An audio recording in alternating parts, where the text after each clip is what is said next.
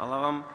Poštovani predsjedniče Demokratske partije socijalista Crne Gore Živkoviću, poštovani počasni predsjedniče Demokratske partije socijalista Crne Gore gospodine Milo Đukanoviću,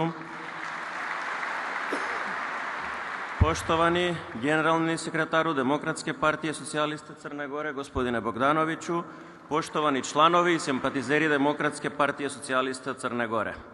Pre svega, želim da vam zahvalim na pozivu. Velika mi je čast da prisustvujem ovom značajnom jubilarnom 10. kongresu Demokratske partije socijalista Crne Gore. U svoje ime, u ime predsjednika Socijaldemokratskog saveza Makedonije, gospodina Venka Filipčeja i u ime članova naše partije, upućujem vam iskrene čestitke povodom ovog jubileja i želim vam uspešan rad.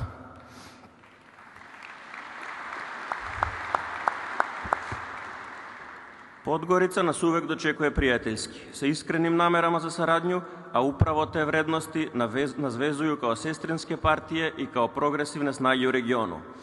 DPS i SDSM imaju dugu tradiciju zajedničke borbe za demokratske vrednosti, socijalnu pravdu i evropsku budućnost.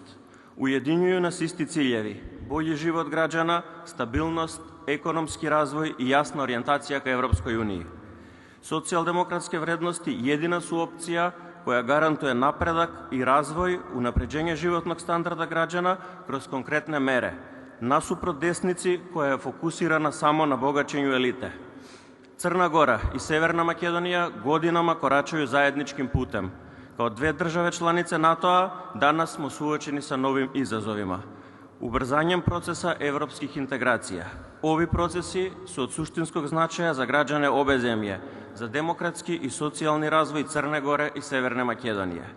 Zato je važno da kao dve sestrinske partije koje dele iste vrednosti pomažemo jednim drugima kroz razmenu iskustava, zajednički napredujemo i gradimo bolju budućnost za naše građane i za ceo region. Upravo ovakvi događaji predstavljaju dodatni impuls u unapređenju naše saradnje. Poštovani, čestitam vam na dosadašnjim uspesima i želim vam uspešan rad na kongresu. Neka ovo bude još jedan korak ka jačanju socijaldemokratske ideje i posvećenom radu za prosperitetnu i stabilnu Crnu Goru. Socijaldemokratija je jaka samo kada smo zajedno, kada delujemo odgovorno i sa jasnom vizijom budućnosti.